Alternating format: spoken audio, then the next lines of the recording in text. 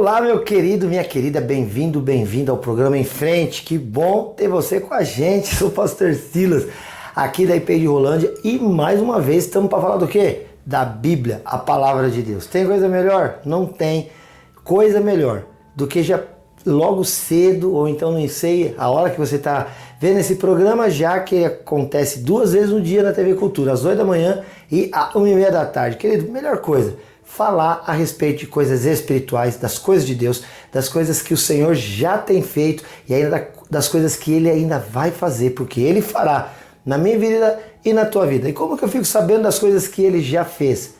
Através da Bíblia. Como que eu fico sabendo das coisas que Ele está fazendo? Através da Bíblia. E como eu fico sabendo das coisas que Ele ainda vai fazer?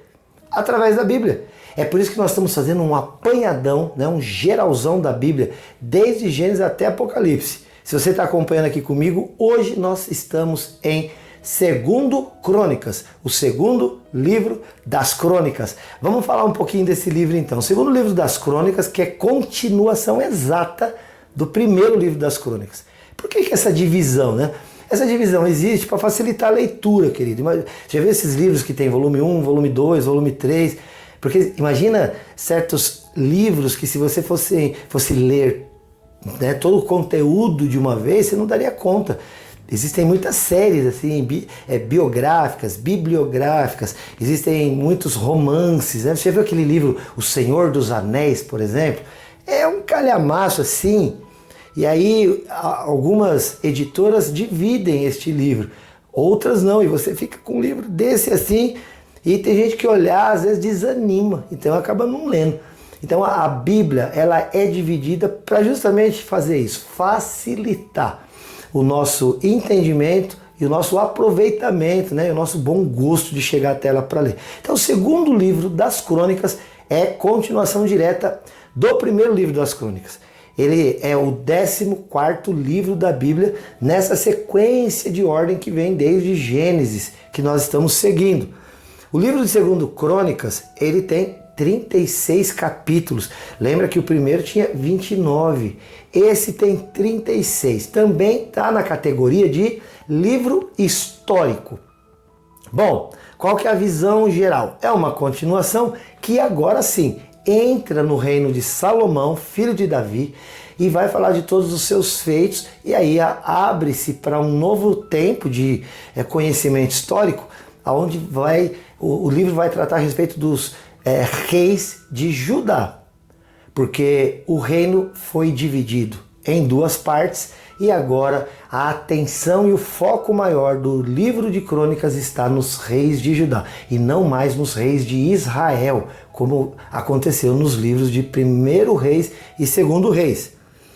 Esse livro foi escrito lá no ano 340 a.C. Quem escreveu?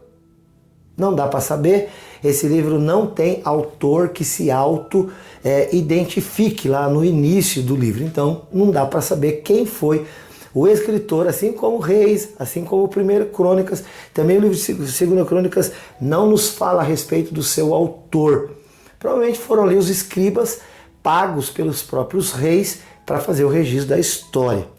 36 capítulos, e embora seja um número maior de capítulos, nós vamos dividir apenas em 2 grandes blocos. O primeiro grande bloco é o reinado de Salomão, a construção do templo de maneira pormenorizada, detalhe a detalhe, e o segundo momento, a divisão dos reinos e como então os reis de Judá se comportaram neste período. Bom, mas vamos lá. Primeiro bloco, que vai do capítulo 1 ao 9, ele vai relatar toda a história de Salomão, de como o templo foi construído, mas assim, minúcia de detalhe.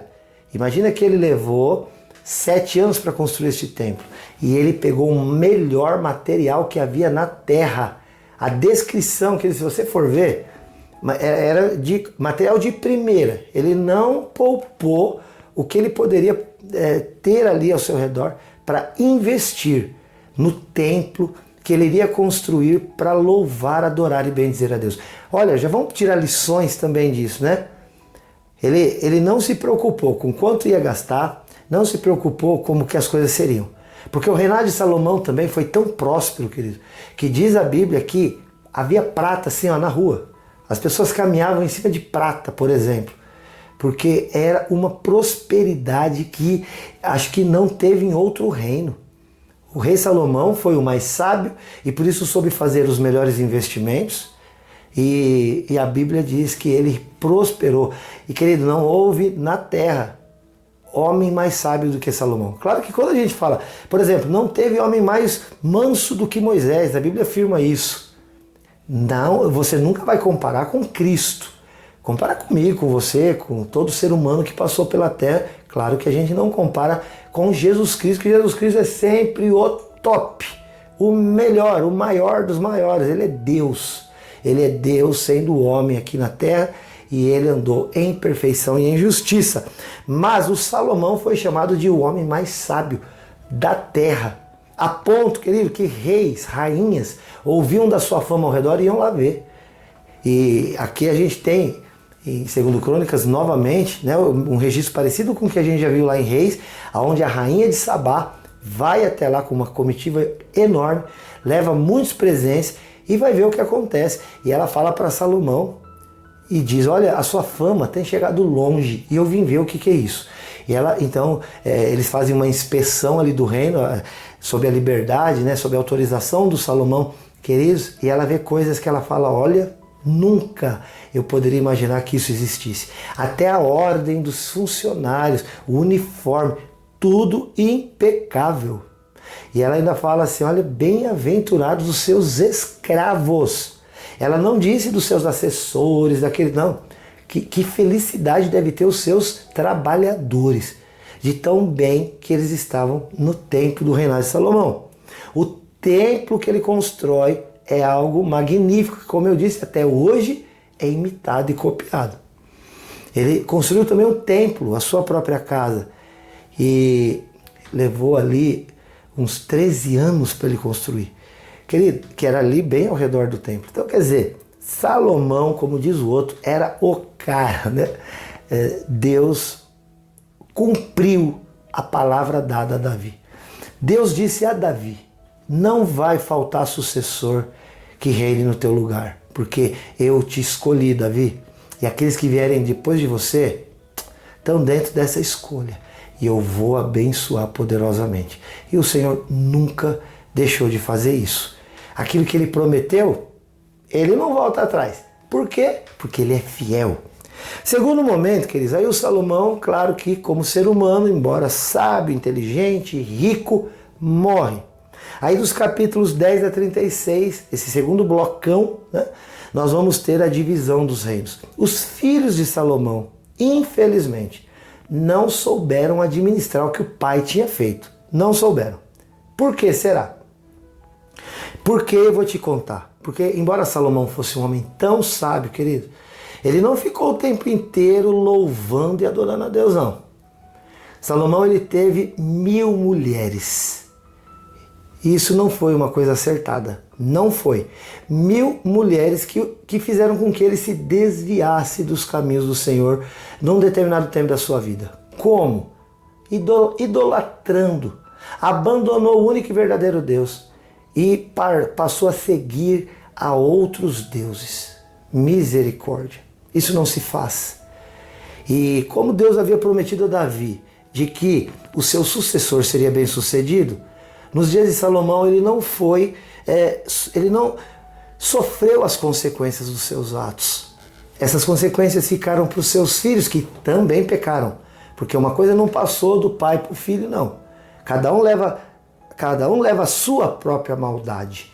E então, os filhos de Salomão entraram em um desacordo com o povo e Roboão, ele entra no reino, filho de Salomão, e aumenta os impostos de uma tal maneira que o povo se sente oprimido e começa a protestar e começa a lutar.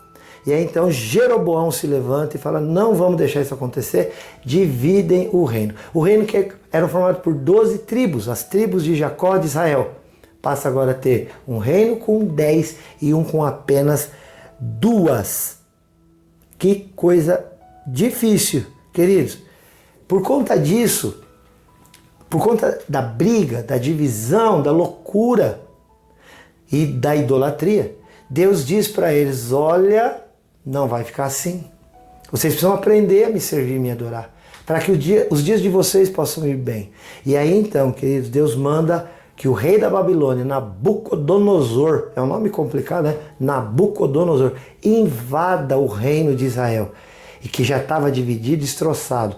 E aí então acaba de vez com a situação de uma tal maneira que os escraviza, leva os seus melhores, os nobres, os ricos, os intelectuais para a Babilônia e ali os coloca em trabalhos forçados e por 70 anos eles ficam no cativeiro da Babilônia. É isso que o livro descreve, até que depois de muito choro e oração e clamor, Deus levanta um novo rei, o rei Ciro da Pérsia, que vai finalmente liberar o povo de Israel para voltar à sua terra, reconstruir o seu templo e voltar a adorar o Senhor. Fica aí, olha, o conhecimento desse livro, mas também o entendimento. É bom servir e adorar a Deus, porque senão as consequências vêm. Depois o Senhor nos livra delas. Mas esse período, querido, de consequência é dor, é choro, é lamento, até que venha a solução. Então para quê? Viver consequência de coisa ruim. Vamos fazer aquilo que é honesto, que é reto, justo e bom. E Deus nos abençoará e nos prosperará até o dia final das nossas vidas. Amém, queridos? Que Deus te abençoe. Olha, fica aqui com a gente todo o tempo, tá bom? Em frente, que você pode falar com a gente lá no WhatsApp 439-9147-5007, nas redes sociais. Você já foi lá? Facebook? Curtiu a página lá? Em Frente Responde é o nome na rede social. Vai lá no Instagram, segue a gente e, claro, vai no YouTube. Já está inscrito? Já acionou o sininho? Já está recebendo notificação? Ainda dá tempo, aproveita agora. Tá dando um tempinho aí, você tá vendo pela TV, Cultura, canal 27.1, estamos aqui todo dia, segunda a sexta, 2 horários, 8 da manhã, 1h30 da tarde. Você tá ouvindo o programa agora aqui? Pega aí o teu celular, querido, você tá na TV, entra lá no YouTube e coloca na lupinha, Em Frente Responde. Você vai me ver lá, e aí você se inscreve na página, aciona o sininho e curte, se gostou, dá um dislike se não gostou, mas comenta e dá o porquê pra gente melhorar. E compartilha com muita gente. E eu volto para estar com você aqui no próximo programa. Que Deus te abençoe poderosamente. Não esquece que eu te amo em Jesus. Até o próximo, se Deus quiser. Tchau.